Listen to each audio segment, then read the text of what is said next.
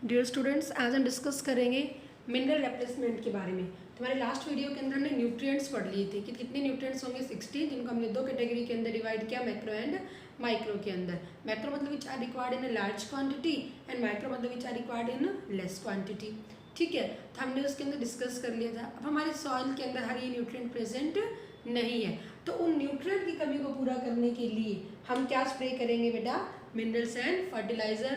तो वही चीज़ क्या कहलाई जाएगी? मिनरल रिप्लेसमेंट कहलाई जाएगी। ठीक है बेटा, तो हम क्या कहेंगे यहाँ पर? To fulfil the nutrient in soil,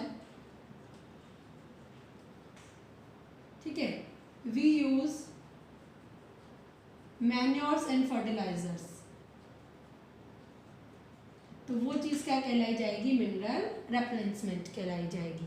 clear है बेटा? जैसे कि अब हमारे अंदर हमारे फूड में हर चीज़ प्रेजेंट नहीं है, डॉक्टर हमें प्रोटीन की सप्लीमेंट्स, विटामिन की दवाइयाँ दे देते हैं। इन द सेम में प्लांट को भी ये सब चीज़ों की रिक्वायरमेंट है, तो प्लांट की रिप्लेसमेंट, प्लांट की सप्लीमेंट्स क्या हो जाएंगे? Manures and fertiliser. आप क्लासेस में पढ़ते भी आए हैं क्या होते हैं मैन्योर्स एंड क्या होते हैं फर्टिलाइजर। सबसे पहले हम डिस्कस करेंगे मैन्योर्स क्या होते हैं। मैन्योर्स को हम क्या कहेंगे? These are natural fertilisers. These are natural fertilisers, मतलब नेचर के अंदर तैयार हो रहे हैं। ठीक, किसके अंदर हो रहे हैं भाई? नेचुरल प्रोसेस से तैयार हो रहे हैं। ठीक है, और कौन सी प्रोसेस इन्वॉल्व होगी इसके अंदर? डिकम्पोजिशन प्रोसेस होगी। कौन सी होगी? डिकम्पोजिशन प्रोसेस होगी। डिकम्पोजिशन का मतलब समझते हो बड़े सारे बच्चे? जो माइक्रो ऑर्गेनिज्म का यूज होते हुए जो डिकम्पोज करेगा, ठीक है, तो ऑर्गेनिक मैटर होते हैं जो भी, आप समझते हैं ना? ऑर्गेनिक मैटर मतलब लिविंग मैटर, जो भी वेस्ट होता है, हमारे घर का वेस्ट होता है। आपने सबने पढ़ा होगा दो तरह का वेस्ट, एक बायोडिग्रेडेबल वेस्ट होता है और एक क्या होता है बेटा? नॉन बायोडिग्रेडेबल वेस्ट होता है। तो जो बायोडिग्रेडेबल वेस्ट है उसको क्या करेगा? डिकम्पोज करेगा और ऑर्गेनिक मैटर के अंदर कन्वर्ट कर देता है, जिसे हम क्या कहते हैं? ह्यूमस भी कहते हैं। ह्यूमस का मतलब क्या है? जो पूरी तरह से डिकम्पोज नहीं होता है। ठीक है, तो वो चीज़ क्या कहलाई जाएगी? मैन्योर्स कहलाई जाएंगे। क्या कहलाए जाएंगे? मैन्योर्स कहलाए जाएंगे। तो हमने क्या कहा? दीज आर ऑल्सो, आगे क्वेश्चन आगे नेचुरल फर्टिलाइजर जो नेचर में बन रहे हैं, तो आपका आंसर क्या हो जाएगा? मैन्योर्स हो जाएगा। बाय द डिकम्पोजिशन प्रोसेस से बनेंगी। कौन से वेस्ट का यूज करते हैं? Biodegradable waste. कौन एक्ट करेगा उसके ऊपर? माइक्रो ऑर्गेनिजम्स एक्ट करेंगे और किसके अंदर कन्वर्ट कर देंगे? मैन्योर, ह्यूमस जिसे आप कहते हैं गला सड़ा। तो यही इसके अंदर क्या होती है बेटा? जो मैन्योर्स होते हैं इसके अंदर न्यूट्रिएंट्स तो प्रेजेंट होते हैं, nutrients are present but in less amount, okay बेटा। यहाँ नाइट्रोजन फॉस्फोरस तो प्रेजेंट है बट कम अमाउंट के अंदर यहाँ पे प्रेजेंट होते हैं। इतनी मेरी बात समझ में आई? तो ये हमने क्या कह रहे हैं बेटा? मैन्योर्स कह रहे हैं। क्या कह रहे हैं? मैन्योर। अब आपको जो चीज़ याद रखनी है, मैन्योर्स के हम टाइप्स पढ़ेंगे। क्या पढ़ेंगे? हम मैन्योर्स की टाइप्स पढ़ेंगे।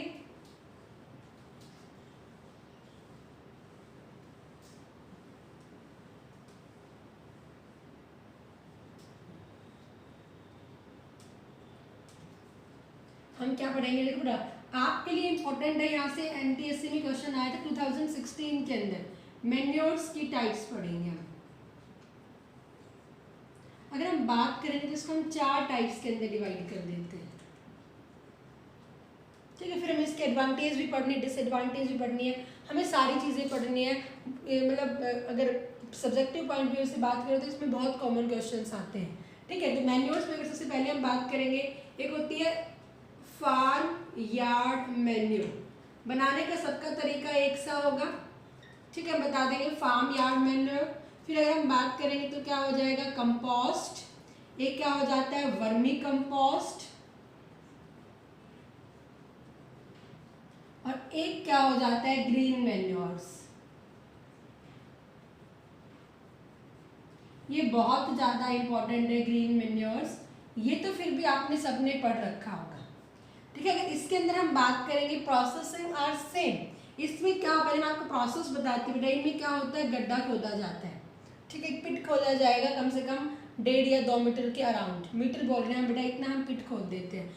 तो जो भी हमारे पास में वेस्ट होते हैं हम उन वेस्ट को क्या करते हैं, इनके अंदर भर देते हैं। फिर हमें पतली सी एक सॉइल की लेयर लगा देंगे, पानी डाल देंगे, क्योंकि जब तक अगर उसके अंदर पानी नहीं रहेगा, मॉइस्चर नहीं रहेगा, तो फिर क्या नहीं होंगे, गलेगा नहीं, माइक्रो ऑर्गेनिज्म से डिकम्पोज नहीं करेंगे।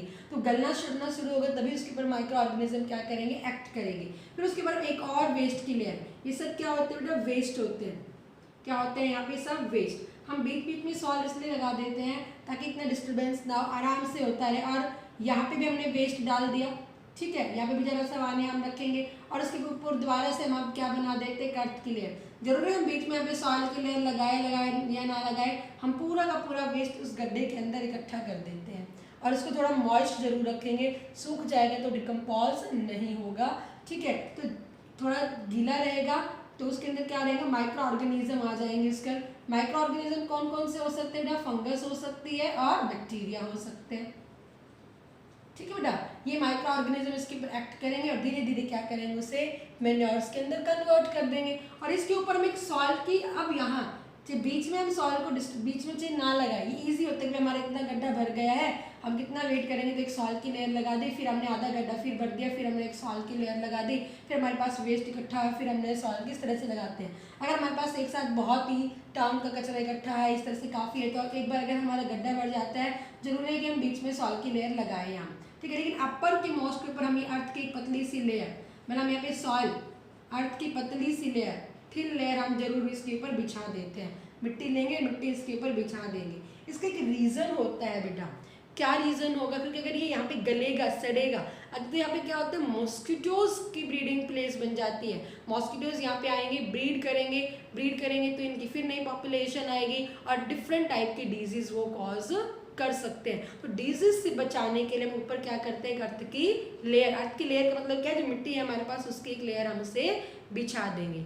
आप गाँव के अंदर देखते हो, आप कुल्डी वर्ड बोलते हो, आता ना, एनिमल का डंग आया वो इकट्ठा किया, हाउस होल्ड घर के सामने देखना कभी भी, अब तो पता नहीं रहते हैं नहीं रहते हैं, तो सारे इकट्ठा कर देंगे, वो बाहर एक गड्ढा पिट बनवा, मतलब कि वो क्या कर देते हैं, ढेर बना देते हैं, डंप बना देंगे, और उसके फिर आप धीरे धीरे देखना कन्वर्ट होना, आफ्टर सम टाइम वो मैन्योर्स के अंदर कन्वर्ट हो जाती है। कन्वर्ट तो वो भी हो जाएगी, लेकिन उसका क्या ड्रॉबैक है बेटा, गंदगी वहाँ पे आएगी, जब सड़ेगी गलेगी तो गंदी बदबू वहाँ पे एक तो आएगी, ठीक है, पॉल्यूशन कॉज कर सकती है।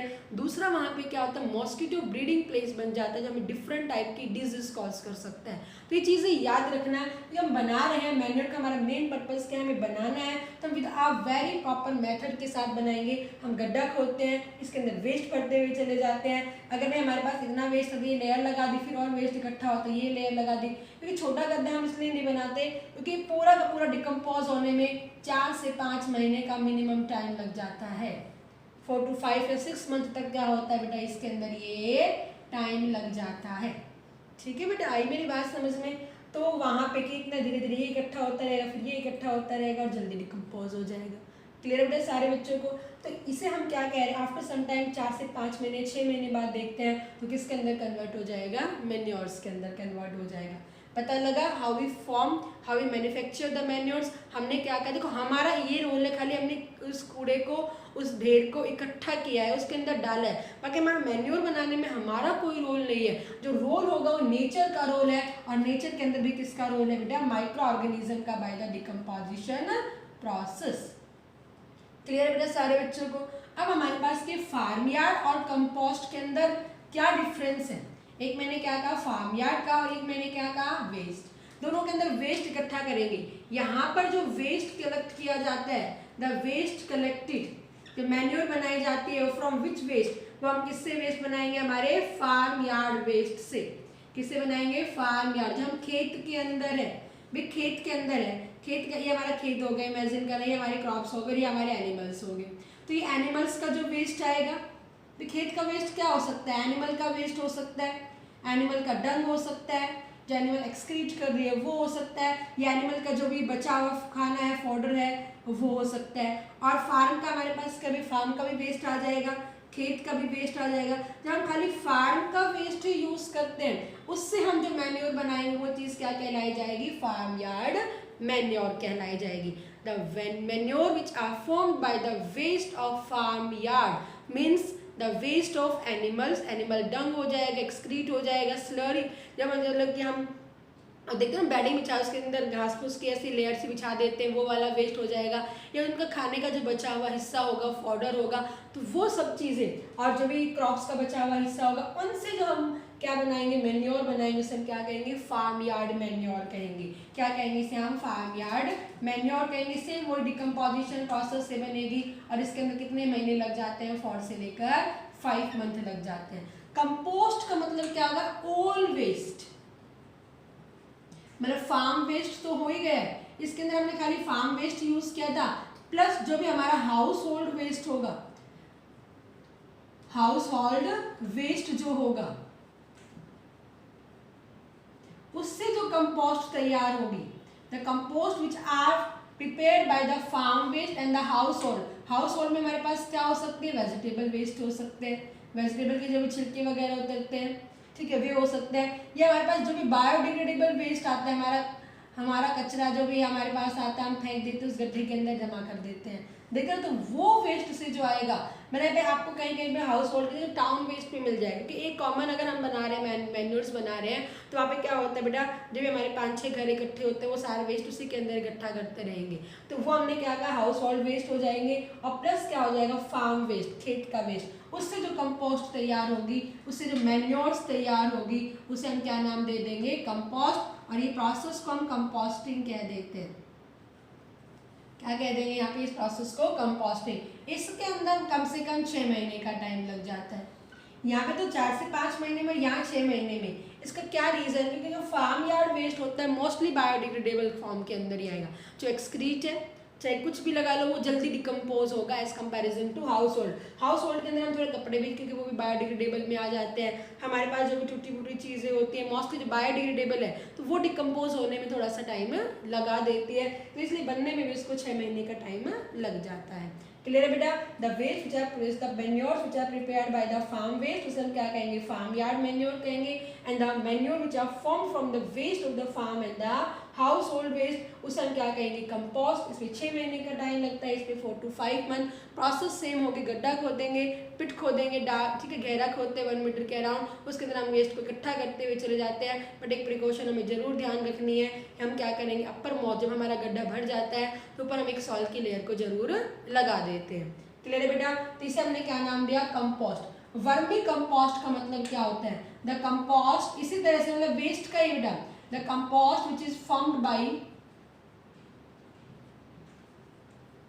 The compost which is formed by earthworm. किससे बनाई जाएगी, जो अर्थवॉर्म से बनाई जाएगी, उसे हम क्या कहेंगे, वर्मी कंपोस्ट। अर्थवॉर्म का हम क्या कहते हैं, फार्मर्स फ्रेंड भी कहते हैं। क्या कहते हैं बेटा, हम फार्मर्स फ्रेंड भी कहते हैं। और क्या कहते हैं इसको, नेचुरल प्लफ मैन भी कहते हैं, प्लफर भी कहते हैं, प्लफ मैन भी कहते हैं, नेचुरल प्लफ मैन भी कहते हैं। अर्थवॉर्म से जो कंपोस्ट बनाई जाती है उसे हम क्या कहेंगे, वर्मी कंपोस्टिंग। प्रोसेस को वर्मी कंपोस्टिंग कह देंगे और उसे हम क्या कह देंगे, वर्मी कंपोस्ट कह देंगे।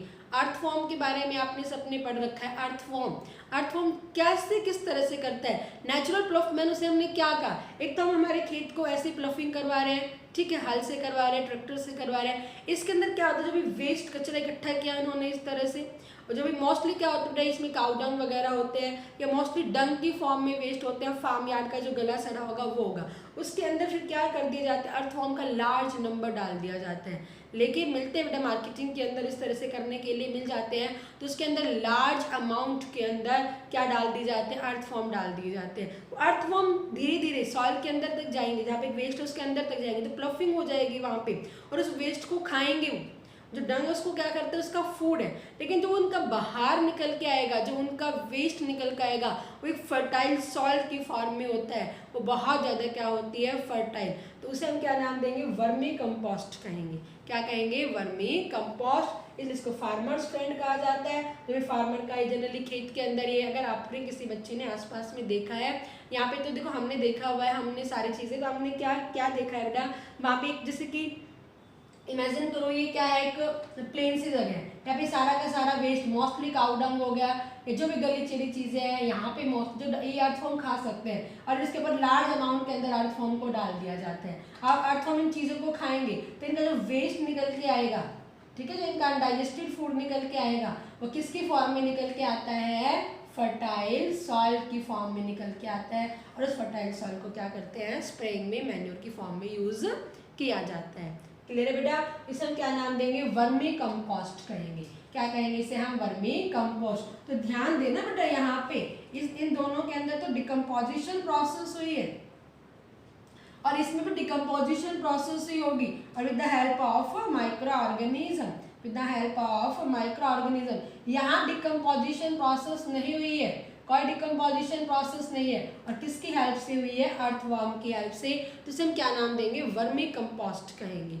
क्लियर है बेटा? अब हमारे पास में इंपॉर्टेंट आ जाता है ग्रीन मैन्योर, जो सबसे ज़्यादा पूछते हैं ग्रीन मैन्योर्स के बारे में। याद रखना, आपका यहाँ पे क्वेश्चन पूछेंगे कि ग्रीन मैन्योर्स क्या हैं।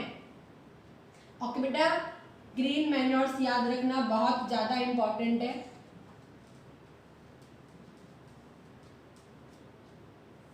इसलिए इसको अलग से बता रही हूँ, ग्रीन मैन्योर्स। अब बहुत बच्चे से आता है, एक बार तो ध्यान दे लेते हैं, उसके बाद भूल जाते हैं। क्या कर देते हैं ग्रीन मैन्योर्स के अंदर कि जो ग्रीन इन नेचर होती है, ग्रीन कलर से, नहीं, ऐसे नहीं होता।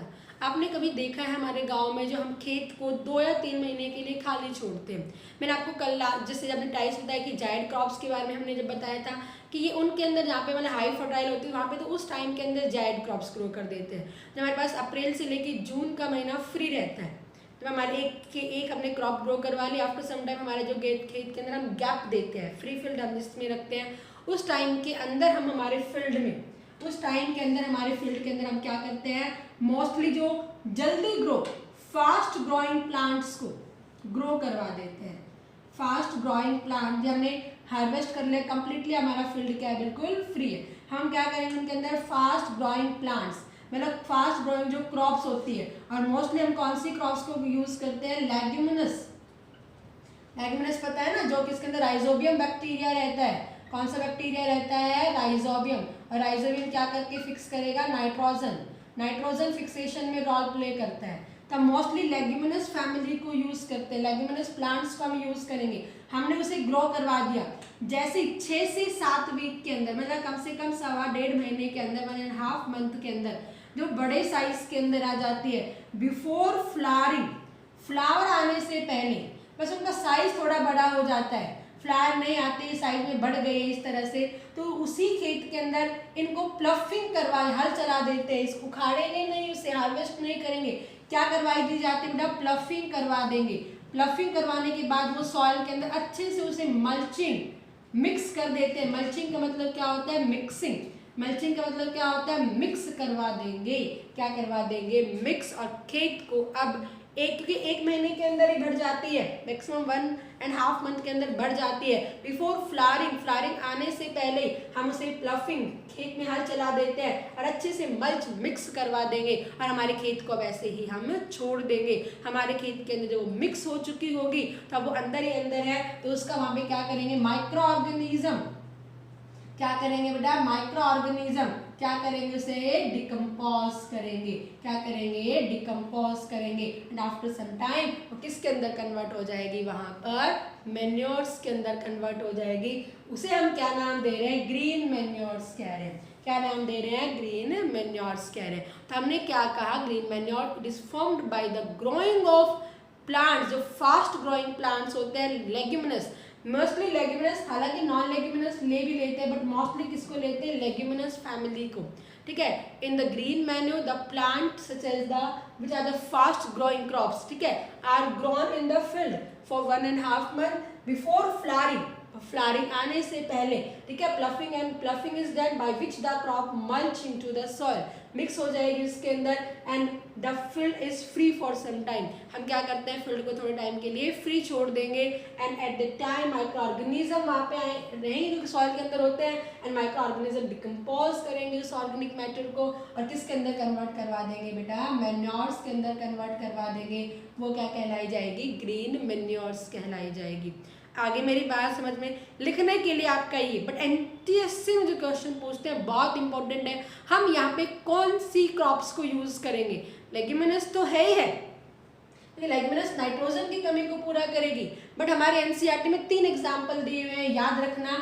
एक है ग्वार, ग्वार जिसे आप बोलते हैं ग्वार की फली बोलते हैं, ग्वार का प्लांट आता है। एक आता है काउपी, काउपी को हम क्या बोलते हैं, लॉबिया, क्या बोलते हैं बेटा, लॉबिया बोलते हैं। एक होती है बरसीम, एक क्या होती है, बरसीम होती है। तो मेनली हम क्या करेंगे बेटा, ग्वार को, लॉबिया को, बरसीम। एक आती है लेंटिल, लेंटिल का मतलब क्या होता है, मसूर की दाल, मसूर दाल जिसे आप बोलते हो। इन मेनली क्रॉप्स को हम क्या करते हैं, ग्रो करवाएंगे। क्या करवाएंगे, इन मेनली क्रॉप्स को हम ग्रो करवाएंगे। तो इनके आपको नाम याद रखना है, ग्वार हमने कहा, लॉबिया हमने कहा, बरसीम हमने कहा, लेंटिल हमने कहा। इनको हम क्या कर देते हैं बेटा, वहाँ पर हम ग्रो करवा देंगे। फास्ट ग्रोइंग है, फ्लावरिंग आने से पहले हम उसे प्लफिंग करवा देंगे, मल्चिंग करवा देंगे। जो क्रॉप बन के, जो मैन्योर बन के तैयार हो जाएगी आफ्टर सम टाइम, इसे भी 3 महीने का टाइम टोटल लग जाता है। और वो चीज़ क्या कहलाई जाएगी, ग्रीन मैन्योर्स। हम लेग्यूमिनस फैमिली लेते हैं तो ये फिर भी किसके अंदर रिच होती है। रिच तो हम नहीं कहेंगे क्योंकि उस टाइम बहुत ज़्यादा नहीं हो पाती है, तो नाइट्रोजन इसके अंदर सफिशिएंट रहेगी। और as comparison to other manure, जिसे हमने क्या कहा था, कंपोस्ट, इनके कंपैरिजन में क्या होगी, नाइट्रोजन कंसंट्रेशन इसके अंदर ज़्यादा होती है। क्लियर है बेटा सारे बच्चों को, आगे मेरी बात समझ में। तो हमने 4 तरह की मैन्योर्स पढ़े हैं, सब इंपॉर्टेंट है बेटा, बहुत ज़्यादा इंपॉर्टेंट है, अच्छे से करना। अभी मैं सोचना, हमने मैन्योर फर्टिलाइजर के बारे में पढ़ा हुआ है, इस लेक्चर को क्या देखेंगे, बट इसको आपको बहुत अच्छे से करना है, ठीक है। तो एनटीएससी के अंदर अगर मैं बात करूँ तो ये मेन क्वेश्चन देख तो यही आ जाता है जो मैंने आपको बताया, ग्रीन मैन्योर्स के बारे में मोस्टली पूछते हैं। अब जो पूछा गया था क्वेश्चन एनटीएससी में, एडवांटेज एंड डिसएडवांटेज। एडवांटेज देखो, अगर हम बात करेंगे तो चीप है, सस्ती पड़ती है, इसलिए हम क्या कहते हैं, लो कॉस्ट प्रोडक्शन के अंदर आ जाती है। किसके अंदर आएगी बेटा, it is in low cost production management के अंदर आती है। सस्ता होता है, होममेड है, बना सकते हैं, परचेज करने की जरूरत नहीं होती है, ठीक है। ये rich in organic matter, organic matter के अंदर तो क्या होती है, ये रिच होती है। ऑर्गेनिक मैटर के अंदर रिच होने से क्या नाम दे रहे हैं, ह्यूमस भी होगा। पता है ह्यूमस आपने देखा ना, कभी मैनर आपने देखे हुए खेत के अंदर बनते हैं तो ह्यूमस होता है वो। फर्टिलाइजर भी आपने देखे होंगे, यूरिया वगैरह, तो क्या होता है, ऑर्गेनिक मैटर मतलब रिच इन ह्यूमस रहेगा। अब अगर हम बात करें, जब हम ह्यूमस को स्प्रे करेंगे तो ये सॉइल इरोजन से प्रोटेक्ट करता है। क्या करेगा, ये सॉइल इरोजन से प्रोटेक्ट करेगा। तो manure protect from the soil erosion and retain the water capacity and help in retention of the water capacity। यहाँ से पूछा गया था स्टेटमेंट के बारे में, क्या स्टेटमेंट सही है मैन्योर्स के बारे में कि manures help in retention of the water capacity. हम क्या कहेंगे, बिल्कुल सही स्टेटमेंट थी हमारी ये। क्यों सही स्टेटमेंट थी, क्योंकि मैन्योर ह्यूमस है, ह्यूमस के अंदर गला सड़ा की सारी चीज़ें हैं। ह्यूमस के अंदर क्या होती है, मॉइस्चर कैपेसिटी होती है, तो सॉइल को मॉइस्ट करके रखती है। वो क्या करके रखेगी, सॉइल को मॉइस्ट, मतलब रिटेंशन द वाटर कैपेसिटी, बेटा वाटर होल्डिंग कैपेसिटी, वाटर को होल्ड यानी कि एक तो हमारे खाली खेत है, बारिश आई, पानी आए तो बह के लेके चली जाएगी, लेकिन वो अपना तो सॉइल इरोजन होने देगी, वहीं पर रहेगा, बल्कि वाटर होल्डिंग कैपेसिटी को वो बढ़ा के रखता है। और ह्यूमस होता है तो it provide the food, humus वहाँ पे पड़ा रहेगा, धीरे धीरे गलता सड़ता रहेगा, माइक्रो ऑर्गेनिजम्स डिस्कम्पोज करेंगे। It provide the food for other soil organism, जो सॉइल ऑर्गेनिज्म, सॉइल के अंदर जो ऑर्गेनिजम्स रहते हैं, जो बैक्टीरिया वगैरह रहेंगे, उन्हें क्या प्रोवाइड करेगा, वो फूड भी प्रोवाइड करते हैं। क्या भी प्रोवाइड करते हैं, वो फूड भी प्रोवाइड करते हैं, ठीक है। आगे मेरी बात समझ में। तो एडवांटेज हमने क्या कहा, बिल्कुल चीप, और कोई पॉल्यूशन कॉज नहीं करती, no pollution, they do not cause any pollution, ठीक है बेटा। हमने क्या कहा, ये चीप है, लो कॉस्ट प्रोडक्शन के अंदर आ जाती है, होममेड है, इजीली अवेलेबल भी, जो भी वेस्ट उससे अवेलेबल भी हो जाती है। रिच इन ऑर्गेनिक मैटर में तो रिच है, बट लेस होती है नाइट्रोजन, फास्फोरस, पोटेशियम, जो मेन एसेंशियल कंपोनेंट होते हैं उसके अंदर क्या होती है, रिच। मैंने अभी आपको क्या बताई थी, कंपोस्ट बताई थी, फार्म यार्ड मैन्योर बताई थी। अगर इसमें हम बात करेंगे, ओनली 0.5% क्या होती है, नाइट्रोजन होती है, 0.1% क्या होता है, फास्फोरस होता है, एंड 0.5% क्या होगी, पोटेशियम। और कंपोस्ट में भी 1 मिल जाती है, 1 and 0.5% nitrogen, then phosphorus and potassium. ये याद नहीं रखना, मैं बता रही हूँ, बट जो फर्टिलाइजर्स में ज़्यादा होती है, ओके। तो थोड़ा सा ध्यान रख लेना बेटा, हमने यहाँ पे आज क्या बात कही है कि क्या होते हैं, लेस होती है किसके अंदर, nitrogen, phosphorus and potassium, but rich होती है ऑर्गेनिक मैटर। ऑर्गेनिक मैटर के कारण ही क्या बचाएगी, सॉइल इरोजन से बचाती है, वाटर होल्डिंग कैपेसिटी को बरकरार रखती है, और क्या करेगी, फूड प्रोवाइड करेगी फॉर द सॉइल ऑर्गेनिज्म के लिए, और कोई पॉल्यूशन कॉज नहीं करती। लेकिन डिसएडवांटेज अगर हम बात करें तो हमने अभी बताया ये क्या होती है, less in nitrogen, phosphorus and potassium, तो ये लार्ज अमाउंट के अंदर स्प्रे करनी पड़ती है। It is required in large amount, large amount के अंदर क्या करनी पड़ती है, ये spray. It is not soluble, it is not soluble in water, water के अंदर सॉल्युबल नहीं होती। So it is difficult to, so it is difficult to spray. Spraying में क्या आती है, इसके अंदर दिक्कत आती है, भाई पानी में तो सॉल्युबल नहीं है, तो हाथ से क्या करनी पड़ती है, उसे स्प्रे करना पड़ता है, ये याद रखना, ठीक है बेटा। हमने क्या कहा, ये लेस है नाइट्रोजन, फास्फोरस, पोटेशियम में, तो इसलिए required in large amount, large amount के अंदर इसे स्प्रे करना पड़ेगा, सॉल्युबल नहीं होती है वाटर के अंदर, इसलिए इसको क्या होती है बेटा, स्प्रे करने में भी डिफिकल्टी आती है। ओके बेटा, आगे मेरी बात समझ में, तो हमने क्या करवाया, एडवांटेज, और ये हमने क्या करवा दी है, डिसएडवांटेज करवा दिए। क्या करवा दिए बेटा हमने यहाँ पे इसके अंदर, डिसएडवांटेज करवा दिए। क्लियर है बेटा, आगे मेरी बात समझ में, तो हमने क्या पढ़ लिया है, मैन्योर्स पढ़ लिए। क्या पढ़ लिया हमने, मैन्योर। अब हम किसके बारे में बात करेंगे, फर्टिलाइजर्स के बारे में बात करेंगे। ओके, किसके बारे में बात करेंगे बेटा, हम फर्टिलाइजर्स के बारे में बात करेंगे, ठीक है। आ रहा है ना समझ में अच्छे से, बताना जरूर मुझे बेटा आ रहा है तो। अब हम किसके बारे में बात करेंगे, फर्टिलाइजर्स के बारे में बात करेंगे। फर्टिलाइजर्स मतलब क्या होते हैं, these are the nutrients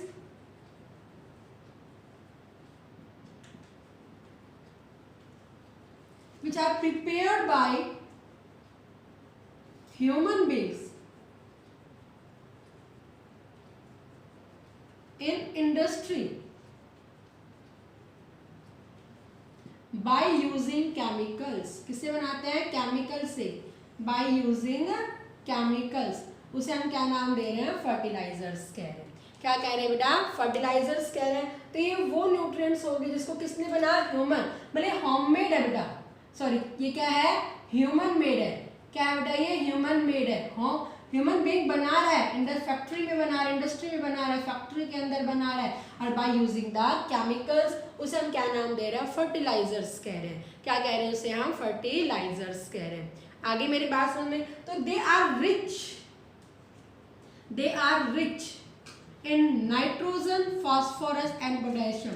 a very common question, a very common question जो बहुत बार एमपीएससी में पूछा गया है यहाँ पे अपने, कि fertilisers are rich in nitrogen, phosphorus and potassium में क्या होते हैं, रिच होते हैं। इसी के अकॉर्डिंग अगर हम बात करेंगे, फर्टिलाइजर्स को भी 4 टाइप्स के अंदर डिवाइड कर दिया गया है। एक हम क्या कहेंगे, nitrogen fertiliser, nitrogen rich fertilisers, कुछ नहीं करना बेटा बस इसमें, नाइट्रोजन रिच फर्टिलाइजर। एक हम क्या कहेंगे, पी से क्या हो जाएगा, फास्फोरस रिच फर्टिलाइजर्स,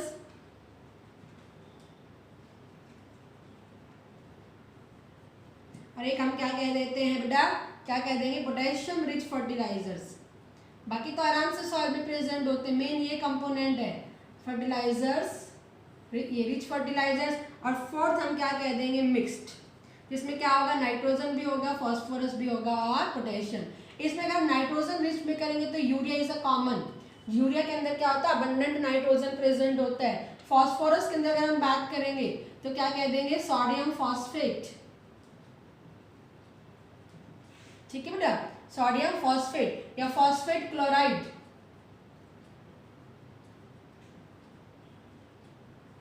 ओके बेटा, ये क्या होगा, फास्फोरस रिच फर्टिलाइजर्स हो गया। अगर इसके अंदर हम बात करेंगे तो क्या हो जाएगा, पोटेशियम क्लोराइड, क्या हो जाएगा, पोटेशियम क्लोराइड, पोटास। ये सब चीजें क्या हो जाती है बेटा, ये पोटेशियम रिच है। अगर इसके अंदर हम बात करेंगे तो क्या हो जाएगा, urea ammonium sulphate, urea ammonium sulphate. जरूर नहीं, आपको कुछ भी याद करने की जरूरत नहीं इसके अंदर, कुछ भी याद करने की। ये मैंने आपको बताया था कि हम इसको भी क्या करते हैं, 3 कैटेगरी के अंदर डिवाइड कर देते हैं। नाइट्रोजन में रिच यूरिया है ज़्यादा, फॉस्फोरस सोडियम फॉस्फेट हो गया, फॉस्फेट क्लोराइड हो गया, पोटेशियम क्या, इसमें अमोनियम भी 3-4 और भी मिल जाएंगे आपके एग्जाम्पल्स। पोटेशियम क्लोराइड पोटास बोलते हैं, या अमोनियम क्लोराइड भी आ जाता है इसके अंदर, अमोनियम पोटेशियम क्लोराइड भी आ जाएगा। और मिक्स के अंदर urea ammonium sulphate common examples हैं जो किसके अंदर रिच होते हैं, नाइट्रोजन फॉस्फोरस एंड पोटेशियम के अंदर रिच है। बस आपको जो मेन चीज याद रखनी है वो क्या याद रखनी है कि फर्टिलाइजर्स आर रिच इन, तो आपका आंसर क्या होगा, नाइट्रोजन फॉस्फोरस एंड पोटेशियम होगा। क्लियर बेटा, इंडस्ट्री में बना रहे हैं तो हमें क्या नहीं रिक्वायरमेंट हो रही है इसके अंदर कि किस तरह से बनाई जाती है, हमें कोई इसका मेथड नहीं है भाई। बायोकेमिकल्स का यूज करते हुए इंडस्ट्री में से क्या करवाया जाता है, मैन्युफैक्चर करवाया जाता है। अब अगर हम बात करेंगे इसके भी एडवांटेज डिसएडवांटेज पूछते हैं, इसके भी क्या पूछते हैं, एडवांटेज एंड डिसएडवांटेज पूछेंगे।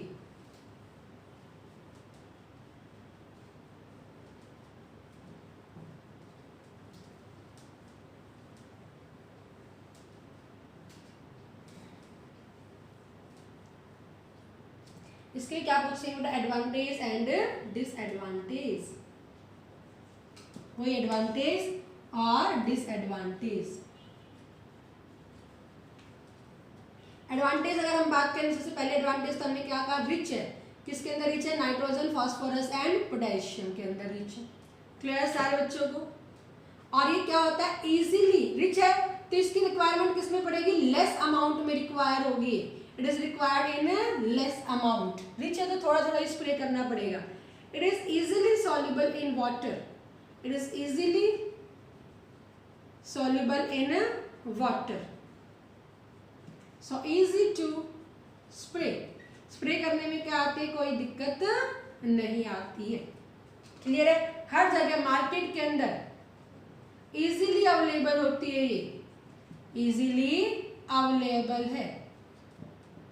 ओके बेटा, मार्केट के अंदर क्या होते हैं, इजीली अवेलेबल है। अगर हमने बात की तो हमने क्या कहा, रिच है नाइट्रोजन फॉस्फोरस पोटेशियम के अंदर, सो it is required in the less amount, easily soluble in water है तो हमें इजी टू स्प्रे होता है और मार्केट में भी क्या होती है, इजीली अवेलेबल होती है। बट अगर हम बात करेंगे डिसएडवांटेज ज़्यादा है, इसलिए तो हम दोबारा से ऑर्गेनिक फार्मिंग की तरफ आ चुके हैं जहाँ फर्टिलाइजर्स का यूज़ नहीं करते, बिकॉज ये केमिकल्स होते एक हद तक तो ठीक है, प्लांट्स के लिए तो ठीक है, लेकिन प्लांट में इसकी कंसंट्रेशन ज़्यादा हो रही तो ह्यूमन बींग्स को इफेक्ट करना शुरू कर रहे हैं, नेचुरल लाइफ को ख़त्म कर रहे हैं। किस तरह से ह्यूमन बींग को इफेक्ट वगैरह करते हैं बेटा, ये हम आपको किसके अंदर, नेचुरल रिसोर्स हमारे पास जो आएगा आखिरी चैप्टर वहाँ हम बताएंगे मैंने, ठीक है। तो यहाँ पे एक चीज़ याद रखना, डिसएडवांटेज अगर हम बात करेंगे तो ये पॉइजन नाइट्रेट फर्टिलाइजर वगैरह होते हैं, ये क्या होते हैं, पॉइजन होते हैं,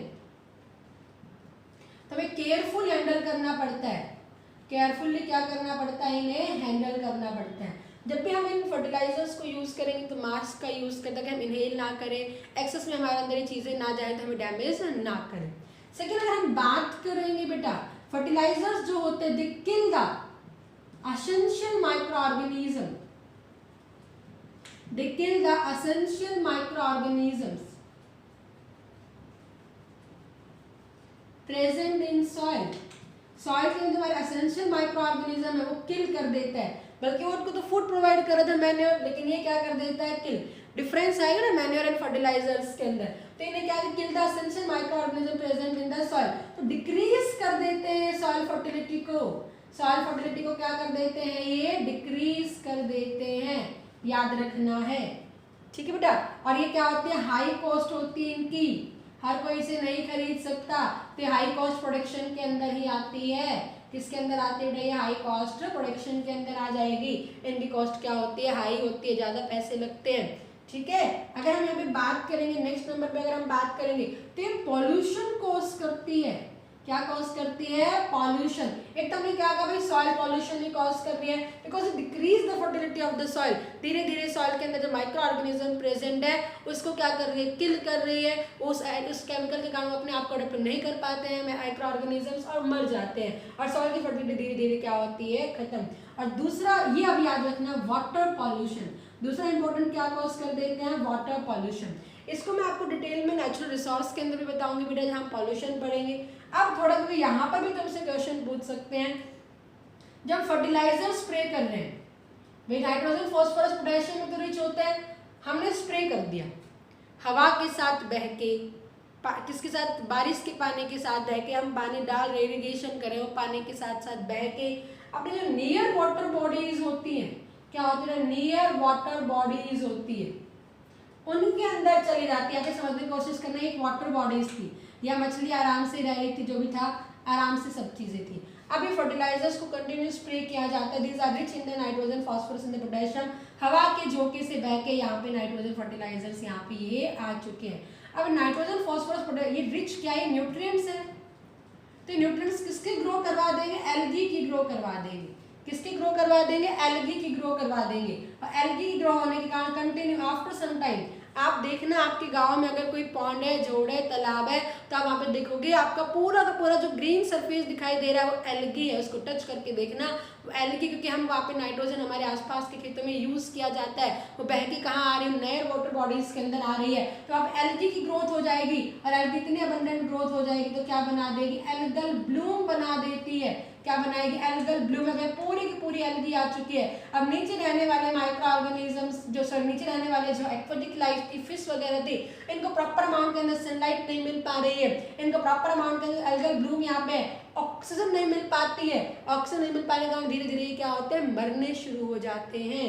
ठीक है, तो यहाँ पर अब याद रखना जो बह के नाइट्रोजन फॉस्फोरस पोटेशियम आ गए थे उस प्रोसेस को हम यूट्रोफिकेशन कहेंगे, ये टर्म जरूर याद रखना, fertilisers cause eutrophication by which the algal bloom form. Eutrophication का, यूट्रो का मतलब यूट्रोफिकेशन, ट्रॉफिक का मतलब समझते हैं ना, न्यूट्रिएंट, यूट्रो का मतलब क्या होता है, एनरिचमेंट ऑफ न्यूट्रिएंट, याद रखना बेटा, enrichment of nutrients in water bodies, enrichment of nutrient in the water bodies, उसे हम क्या नाम देंगे, यूट्रोफिकेशन कहेंगे। क्या कहेंगे, यूट्रोफिकेशन। आपसे क्वेश्चन में पूछ सकते हैं फर्टिलाइजर्स कोज यूट्रोफिकेशन, हमारा आंसर बिल्कुल सही है, यूट्रोफिकेशन कोज एल्गल ब्लूम फॉर्मेशन, यूट्रोफिकेशन क्या करेगा, एल्गी को बनाएगा, एल्गल ब्लूम पूरे सरफेस पे आ जाती है, धीरे धीरे नीचे रहने वाले एक्वेटिक लाइफ खत्म होनी शुरू हो जाती है। ठीक है बेटा, आगे मेरी बात समझ में, तो ये फर्टिलाइजर के जितने यूज है उतने क्या है, इसकी डिसएडवांटेज भी है। क्लियर है, तो हमने क्या कहा, advantage rich in nitrogen phosphorus potassium, less amount में इजीली सॉल्युबल हो गई है, और ये हमने क्या कहा, ये ज्यादा ड्रॉबैक क्या हो गए, सॉइल फर्टिलिटी डिक्रीज करेगी, तो हर बार लार्ज अमाउंट के अंदर फर्टिलाइजर चाहिए तो कॉस्ट बढ़ती हुई चली जाएगी। और वाटर पॉल्यूशन किस तरह से कॉज कर रही है बेटा, ये बह के नियर वाटर बॉडीज में चली जाती है, water bodies rich into the nutrient हो जाती है, इसे हम क्या नाम देंगे, यूट्रोफिकेशन नाम देंगे। क्लियर है बेटा, और यूट्रोफिकेशन के बाद एल्गी की कंसंट्रेशन कंटिन्यूअस ग्रोथ होती है, उसे हम क्या नाम देंगे, एल्गल ब्लूम कहेंगे। एनी डाउट किसी बच्चे को, तो ये हमने क्या पढ़ लिया, मिनरल रिप्लेसमेंट पढ़ लिया, पूरा का पूरा क्या पढ़ लिया बेटा, हमने मिनरल रिप्लेसमेंट पढ़ लिया है। ठीक है, डिफरेंस भी आराम से हो जाएंगे। अब हमारे लास्ट जो है क्या कहेंगे, हम एक क्विक सा रिवीजन लेंगे फास्ट। ठीक है बेटा, याद होगा ना सारे बच्चों को, मिनरल्स मैन्योर्स मिनरल रिप्लेसमेंट हम क्यों करें, पहला क्वेश्चन अगर आपका ये जनरल पूछ लिया why there is a requirement of the mineral replacement, तो आप क्या कहोगे, in soil there are the absence of the many nutrient to fulfill these nutrient for the plant we spray manure and the fertilizers। ठीक है, तो सबसे पहले हमने क्या पढ़ा है, मैन्योर, मेरे साथ साथ रिवाइज करते रहना बेटा। एक तरफ हम क्या लिख लेते हैं, फर्टिलाइजर्स। ओके बेटा, मैन्योर में हम क्या कहेंगे, ये क्या है बेटा, इसे हम क्या नाम दे रहे हैं, नेचुरल फर्टिलाइजर कह रहे हैं। क्या कह रहे हैं इसे हम, नेचुरल फर्टिलाइजर्स।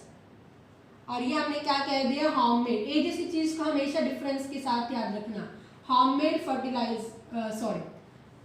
होममेड की जगह हम क्या लिखेंगे, ह्यूमन मेड फर्टिलाइजर्स हो गए, केमिकल्स हो गए। अब ये जनरली किससे बनेगा, वेस्ट से बनेगा। कौन सी प्रोसेस इन्वॉल्व होगी इसके अंदर, डीकम्पोजिशन प्रोसेस इन्वॉल्व होगी। ठीक है, हमने कितने टाइप्स के अंदर डिवाइड कर दिया था इसको, 4 टाइप्स के अंदर डिवाइड कर दिया था। पहला हमने क्या कहा था, फार्म यार्ड मैन्योर कहा था, फिर हमने क्या कहा था, कंपोस्ट कहा था, फिर हमने क्या कहा था, वर्मी कंपोस्ट कहा था। ओके बेटा, फिर हमने क्या कहा था, ग्रीन मैन्योर्स कहा था। क्या कहा था, ग्रीन मैन्योर्स कहा था। ठीक है, फार्म यार्ड मैन्योर के अंदर हमने क्या कहा था, इन दोनों के इसके अंदर तो फार्म वेस्ट लेते हैं, इसके अंदर हम क्या लेंगे, फार्म का भी प्लस हाउस होल्ड वेस्ट लेंगे। ओके बेटा, इसके बनने में कितना टाइम लगता है? 4 से 5 महीने, इसके बनने में 6 महीने, इसके बनने में कम से कम 3 महीने और इसके बनने में भी 3 महीने के अराउंड, 3 मंथ के अराउंड। डिपेंड करेगा सॉइल वेस्ट किस तरह से, वो हम वेरी भी कर जाएगा। ठीक है, हम क्या खोदते हैं, इसके अंदर गड्ढा खोदेंगे, गड्ढे के अंदर हम वेस्ट डाल देंगे, धीरे धीरे डिकम्पोजिशन प्रोसेस होगी और बन जाएगा। वर्मी कंपोस्टिंग में किसका यूज करेंगे हम? अर्थवॉर्म का यूज करेंगे। ठीक है बेटा, अर्थवॉर्म का हमने क्या कहा था? फार्मर्स फ्रेंड कहा था। क्लियर है सारे बच्चों को? या हम इसे क्या कहते हैं? नेचुरल प्लॉफमैन भी कहेंगे। ग्रीन मैन्योर से हम क्या करेंगे? ग्रीन प्लांट्स ग्रो करवाएंगे। ग्रीन प्लांट्स के लिए हम कौन सी फैमिली से लेंगे? लैग्यूमिनस फैमिली से लेंगे।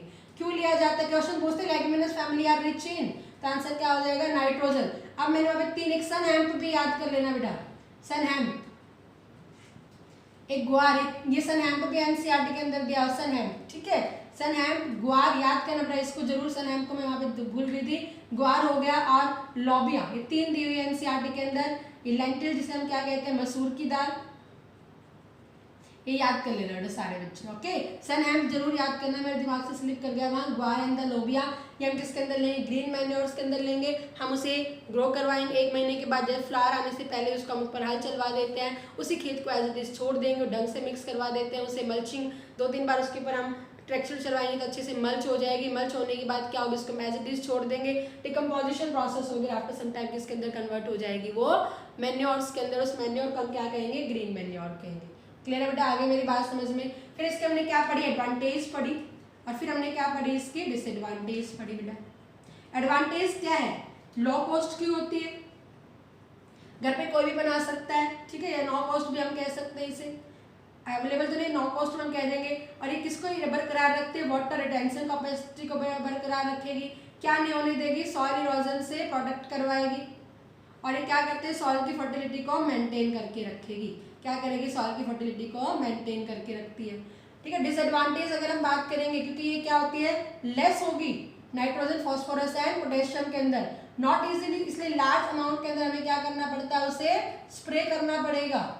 ओके बेटा, और क्या होती है? नॉट सॉल्युबल इन वाटर, तो इसलिए स्प्रे करने में इससे क्या आती है? प्रॉब्लम आएगी। क्या आएगी बेटा? इसे प्रॉब्लम आएगी। क्लियर है बेटा? ओके, फिर हमने क्या कहा? Fertiliser. Fertiliser human made chemicals होते हैं। ठीक है, किसके अंदर रिच होंगे? नाइट्रोजन, फास्फोरस एंड पोटेशियम के अंदर है। जो नाइट्रोजन रिच है उसको हमने क्या कहा? यूरिया एग्जाम्पल दिया। इसके लिए हमने क्या एग्जाम्पल दिया? Potassium chloride, sorry sodium phosphate दे दिया था, और इसके अंदर पोटेशियम क्लोराइड और मिक्स भी हो सकती है। ओके बेटा, और इसके हमें मेन क्या पढ़ी? एडवांटेज पढ़ी, और क्या पढ़ी? डिसएडवांटेज। ये क्या होती है? अगर ये रिच होगी नाइट्रोजन, फास्फोरस, पोटेशियम, तो लो अमाउंट के अंदर स्प्रे करनी पड़ेगी, देखो रटना नहीं। ठीक है, और क्या होती है? इजीली सॉल्युबल होती है वाटर के अंदर। क्लियर बेटा? Easily soluble in the water होती है, तो इजी टू स्प्रे हो जाती है, वो आराम से पानी के अंदर डालेंगे स्प्रे हो जाएगी वैसे भी। ठीक है, तो क्योंकि इसके अंदर ज़्यादा डाल तो धीरे धीरे प्लांट अब्जॉर्ब कर पाएगा। हमने डाला पानी, फिर हमने पानी डाल देंगे तो पानी के अंदर नीचे मिक्स हो जाएगा, वाटर प्लांट उसे इजीली अब्जॉर्ब कर लेंगे। क्लियर है बेटा सारे? लेकिन डिसएडवांटेज उतनी ज़्यादा है, सॉइल फर्टिलिटी को क्या करती है? डिक्रीज करेगी। क्या करती है? पॉल्यूशन कॉज करेगी। और वाटर पॉल्यूशन का रीजन क्या होगा? यूट्रोफिकेशन होगा। इस टर्म को याद रखना बेटा, क्या होगा? यूट्रोफिकेशन। यूट्रोफिकेशन का मतलब क्या होगा? Enrichment of nutrient, enrichment of nutrient in water bodies, enrichment of nutrient in water bodies, वो चीज क्या कहलाई जाएगी? यूट्रोफिकेशन कहलाई जाएगी, जो किसको फॉर्म करेगी? एल्गल ब्लूम को फॉर्म करेगी। किसको फॉर्म करेगी? एल्गल ब्लूम को फॉर्म करेगी। क्लियर है बेटा? आगे मेरी बात समझ में? गुड। तो हमने क्या पढ़ा? Manure and fertilisers. अगर हमारे पास डिफरेंस आ गया मैन्योर एंड फर्टिलाइजर में, तो कुछ भी नहीं है, कैसे करेंगे हम डिफरेंस भी? बेटा कोई प्रॉब्लम नहीं आनी चाहिए बिल्कुल भी। ठीक है, हम क्या कह रहे हैं? मैन्योर एंड फर्टिलाइजर में अगर हम डिफरेंस भी करना शुरू करेंगे तो हम क्या कह रहे हैं भाई? मैन्योर क्या बनाई जाती है? वेस्ट से बनाई जाएगी। ये किससे बनाई जाएगी? केमिकल से बनाई जाएगी। फिर अगर हम बात करेंगे तो क्या कह रहे हैं भाई? लेस है किसके अंदर? Nitrogen, phosphorus and potassium. ये हम क्या कह रहे हैं? हाई होती है nitrogen, phosphorus and potassium. High की जगह हम कौन सा वर्ड लगा देंगे? रिच लगा देंगे। ठीक है बेटा, ये अगर हम बात करें वाटर रिटेंशन कैपेसिटी को, जो इसकी एडवांटेज थी वो लिख देना। वाटर रिटेंशन कैपेसिटी को क्या करती है? बना के रखती है, इसका इसमें कोई भी रोल नहीं है। ये सॉइल फर्टिलिटी को क्या करती है? मेंटेन करके रखेगी। ये क्या करते हैं, सॉइल फर्टिलिटी क्या कर देती है बेटा, डिक्रीज कर देती है। ओके बेटा, ये क्या करेंगे हम, easy to, not easy to spray, not easy to spray, ठीक है, because not soluble in water, soluble नहीं होती है वाटर के अंदर। और हम ये क्या कहेंगे बेटा, इजी टू स्प्रे, स्प्रे करने में क्या होती है, वो इजी होती है, बिकॉज क्या होगी, सोल्यूबल इन द वाटर रहेगी। इसके अंदर क्या कहेंगे, नॉट वाटर पॉल्यूशन, कोई वाटर पॉल्यूशन कॉज नहीं कर रही है, ये क्या कर देती है बेटा, वाटर पॉल्यूशन को कॉज कर देगी। ये क्या होती है, लो कॉस्ट की होगी, ये क्या होगी, हाई कॉस्ट की होगी। क्लियर है बेटा। फिर इसके एग्जाम्पल लिख देना, इसके अंदर आप क्या लिख दोगे, कंपोस्ट लिख देना, ठीक है, फार्म यार्ड मैन्योर लिख देना, ओके बेटा, ग्रीन मैन्योर्स लिख देना, और इसके अंदर आप क्या लिख दोगे, यूरिया है, सोडियम फॉस्फेट है, ये सारी चीज़ें आप इसके अंदर लिख देना अगर डिफरेंस इस तरह से आते हैं तो। क्लियर है बेटा, आई होप आपको समझ में आ गया होगा। तो हमने हमारा पहला एक टॉपिक इसके अंदर जो हम प्रोडक्शन मैनेजमेंट के अंदर हम पढ़े थे न्यूट्रिएंट्स मैनेजमेंट, वो हमने पूरा यहाँ पे कर लिया है। तो नेक्स्ट वीडियो जो हमारे पास आएगा, इरिगेशन मेथड्स आएंगे। आपने इरिगेशन के बारे में पढ़ भी रखा है, तो हम क्या करेंगे बेटा, अच्छे से इरिगेशन मेथड्स के बारे में हम पढ़ेंगे, ठीक है, ओके।